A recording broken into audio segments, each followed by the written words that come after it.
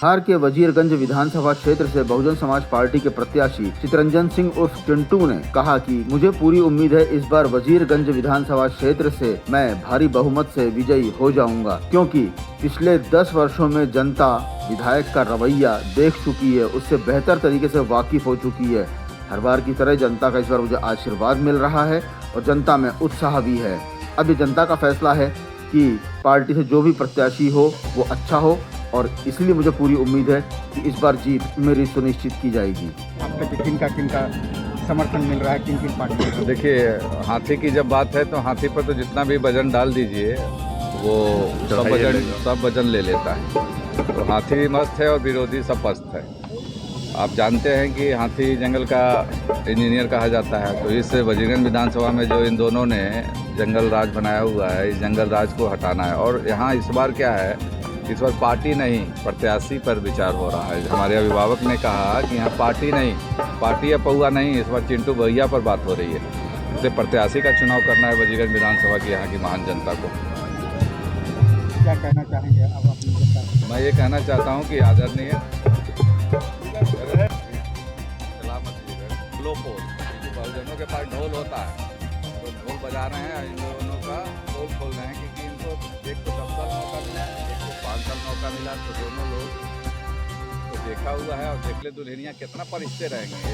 एक बार दुल्हन को परिश लिया तो देख लिया, अब उसको कितना आप गलत बोल रहे हैं।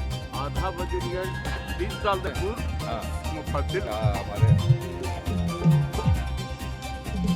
युवाओं का फौज आपके साथ चल रही है, तो अंजाम क्या होगा?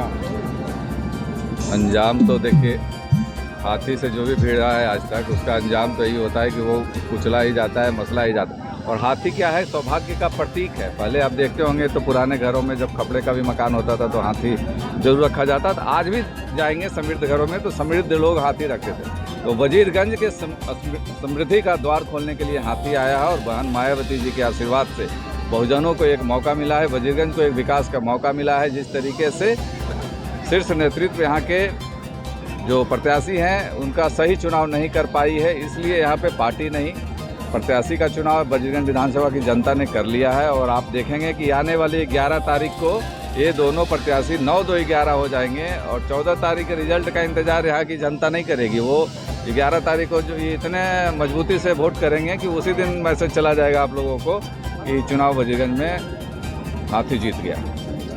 एक को देखा 30 साल, दूसरे को 10 साल, अब तीसरे को चुनना है। काहे जो लोग बीमार पड़ते हैं तो एक डॉक्टर से इलाज सही नहीं होता है तो दूसरे ही जाते हैं। इसलिए वजीरगंज के जनता ने ठान लिया है कि अभी तीसरे उम्मीदवार को जिताएंगे और हाथी छाप पर बटन दबाएंगे। हमने मन बनाया कि उम्मीदवार है, युवा है, संघर्षशील है, लगातार 15 साल से इस क्षेत्र में संघर्ष कर रहे हैं, और दोनों को मैंने देखा है, दोनों को जिताया है, लेकिन दोनों के कर्मों को भी मैंने देखा है। ये कोई काम का नहीं, चुनाव भर खाली दलित पिछड़ा के हाथ पहुंचते हैं और उसके बाद लात मार के तीनों सबको भगाने का काम करते हैं।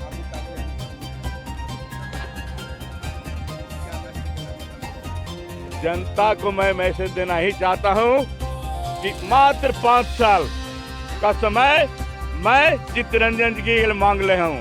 अगर आप खरा नहीं उतरेंगे तो मैं जनता पर छोड़ दूंगा। मेरा परिचय किसान मजदूर नेता कमलेश कुमार वर्मा।